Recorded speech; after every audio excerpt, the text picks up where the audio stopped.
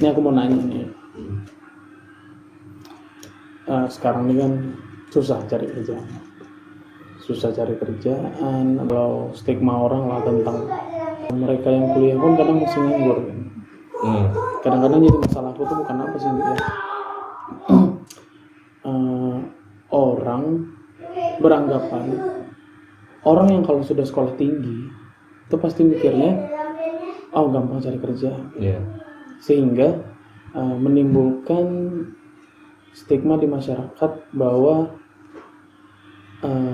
percuma kuliah, atau ujung-ujung nganggur juga. Iya kan? Menurut pandangan kowe gitu, gimana kalau kowe menilai pandangan masyarakat tersebut wajar atau apa ya? Karena kalau menurut aku sih bisa dibilang kalau menurut masyarakat wajar, ya wajar karena dari kebanyakan yang terjadi gitu loh. Nggak usah di tempat lain lah, di tempat kita aja gitu, di daerah kita aja memang kayak gitu kan. Kurangnya lapangan pekerjaan gitu. Entah itu buat mahasiswa atau yang nggak sama sekali sekolah gitu ya kan ya wajar aja gitu kalau masyarakat menganggapnya yang mahasiswa aja banyak nganggur gitu kan, karena lapangan kerja untuk si yang berpendidikan gitu kayak mahasiswa itu malah banyak kurang gitu di daerah kita ini gitu. Kalau nggak keluar gitu kemana, ke Pekanbaru atau gimana, kalau nggak gitu nggak dapet gitu kan. Dan satu lagi ini menurut pengalaman kuliah ada yang benar-benar memang sudah dari sekolah udah contohnya dia anak IPA, jurusannya IPA, otomatis kalau dia lulus paling tidak kan kesain juga, bidan, perawat ya kan. Yang jadi permasalahan kayak aku juga sih ya, jurusan di sekolah SMA memang tidak ada yang mewajibkan juga kan. Cuman secara garis besarnya di SMA dia sekolah jurusannya IPA, kuliah ke sains gitu misalnya ya kan. Dan rata-rata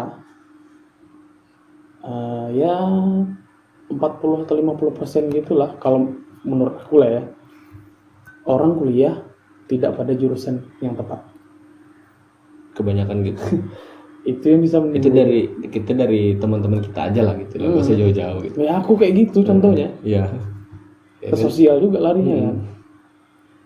Karena kalau yang ngikutin yang memang jurusannya itu susah gitu, kalau kok nggak keluar dari daerah kita ini nyarinya gitu, entah nyari pekerjaannya atau nyari meneruskan jurusan itu tadi, kayaknya di daerah kita ini nggak ada fasilitas itu tuh, nggak ada gitu.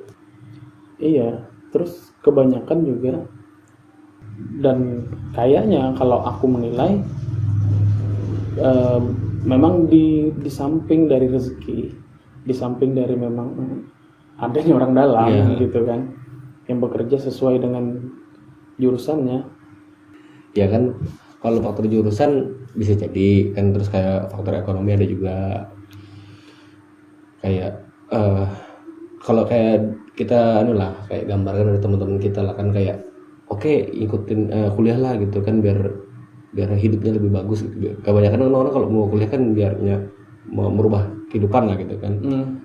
Sampai di tengah-tengah nggak bisa bayar, yang udah putus asa dengan jurusannya, sampai salah ambil jurusan lah, inilah itulah, banyak lah gitu kan. Nggak selesai kuliahnya, jadinya ujung-ujungnya nganggur juga kan. Jadi maksudnya bingung gitu, mau rencananya itu niatnya mau memperbaiki ekonomi keluarga, malah rusak gitu. Rusak, dan endingnya malah nggak kerja kan. Ujung-ujungnya nanti dia cari kerja yang lulusan SMA juga gitu, sama setara aja gitu. Dan lagi pun ya kayaknya di tempat kita nih ya, kalau aku lihat sih ya, kalau ada beberapa sih memang yang bekerja sesuai jurusan tuh, ada beberapa gitu. Cuman ketika pas sudah selesai, memandangnya lebih ke finansial sih ya, gaji gitu kan. Ya maaf sih yang kalau ibarat kata kita ikut instansi gitu kan, statusnya kan dari bawah dulu, you know lah ya kan. dan gajinya pun juga ya gitulah. Iya, namanya anak baru ya kan, jatuhnya kan. Gaji bawah juga Di gitu. bawah lah. Tapi ketika kita ngambil keputusan pengen cari lebih, ya salah satunya itu tadi swasta, gitu, kerja swasta. Nah, dengan catatan tidak bekerja sesuai jalur pendidikannya. Cuman aku pernah ngomong lah ya sama kawan. Aku bilang kalau di tempat kita ini ada 3 kategori. Yang pertama kita buka usaha sendiri. Kita jadi bosnya. Yeah. Yang kedua kita bekerja sebagai pegawai negeri.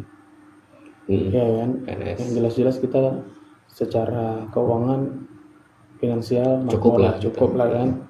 Dan ketiga bekerja di tempat swasta. Karena bukan apa, sekarang ini kalau kita mengharapkan gaji yang aku bilang dari bawah tadi, istilahnya kalau buat sendirinya nggak cukup. Iya, nggak cukup lah. Gitu kan. Apalagi keluarga untuk anak-anak apa segala macam kan. Iya, itu makanya. Kalau masih bujang sih masih oke lah gitu, masih Nggak masalah kalau masih bujang. kalau udah berkeluarga bingung juga. Juga kan. Cuma kalau menurut kowe lah, ini dampak dari itu kan nganggur gitu.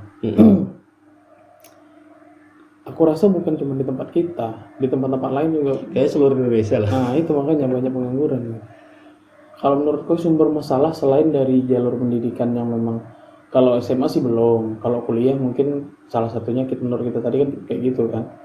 Selain dari jalur pendidikan, apa yang menyebabkan orang jadi nganggur? Menurut kowe lah. Nganggur ya berarti bisa jadi dia males. Udahlah kayak ini aja lah gitu, lebih nyaman kayak gini gitu kan. Ya kayak makan ada gitu di rumah kan, ikut orang tua kan. Terus kayak nggak ada yang dipikirin gitu. Kalau misalnya kita kerja kan mikirin kerjaan, mikirin ini lagi itu lagi gitu. Nah sementara orang-orang yang kayak gini ini kan berpikirnya kayak udahlah aku hidup ini gitu kan, nggak kerja pun slow lah gitu. Udahlah aku pengen nikmatin. Yang kayak gitu tuh yang payah tuh. Oh berarti dari SDM-nya ya, dari sumber daya manusianya ya kan.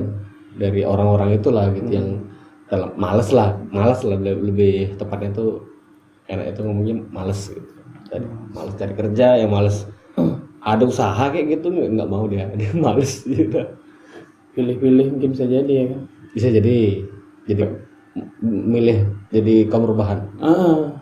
Milih kalau nggak ada duit minta duit. Wah. Gitu ya. Kalau pagi-pagi kedai kopian ada orang nggak kaya sedikit kan? Misal nih bang. Iya. Modal ngomong aja, modal ngomong. Kayak Pak Haji gitu modal ngomong. Masa aja nggak mau ngasih kopi. Nah, aja minum teh kan. Jadi gini, apa sih ya? Kadang-kadang kaum, boleh kita sebut aja lah kaum penganggur ya. Kadang-kadang mereka percaya nggak percaya sih, perasaan mereka lebih sensitif. Iya, betul. Karena ya kayak mana kalau kita misalnya kan ngobrol sama orang itulah gitu ya. Jadi dia bilang kan misalnya kayak kita ngajak carilah kerjaan gini. Nah karena dia udah di zona nyaman tadi kan, udah gak mau ngapa sih? Kok ngusir aku ya? Iya. Kok nggak suka dengan kehidupan aku? Ya kan maksud kita tuh kan ngajak ke yang lebih baik gitu. Kan gitu. Tapi kadang kan ya entahlah. Tapi nggak semua sih, nggak semua. Kadang ada juga yang dia tuh pengangguran itu dia memang udah cari tapi nggak ada, itu udah usaha tapi nggak berhasil. Gitu. Jadi ya udah kayak tadi lah jadi males. Kalau kayak males lagi kan, ujung-ujungnya dia males juga. Gitu. Trauma aku ke situ nggak terima dan malas gitu. Malas aku gajinya kecil. Iya yang penting ada duitnya bang. Yang penting ada duit itu kayaknya. Dan satu lagi kalau dia nganggur, dia nggak bisa melihat orang kaya lewat, nggak bisa. Bawaannya kesinggung. Sombong amat tentang kaya. lah dia kaya gitu loh, Ya. dia punya usaha gitu Betul, kan. dia ada usaha gitu dalam hidupnya, nggak rebahan doang aja numpang WP tetangga. Jadi salah nggak kalau pengangguran itu mudah tersinggung?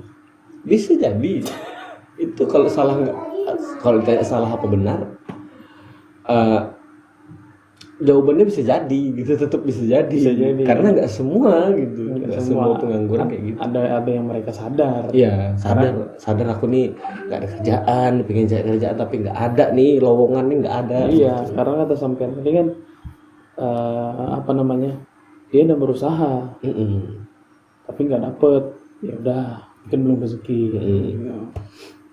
Jadi kalau menurut kowe apa sih ya,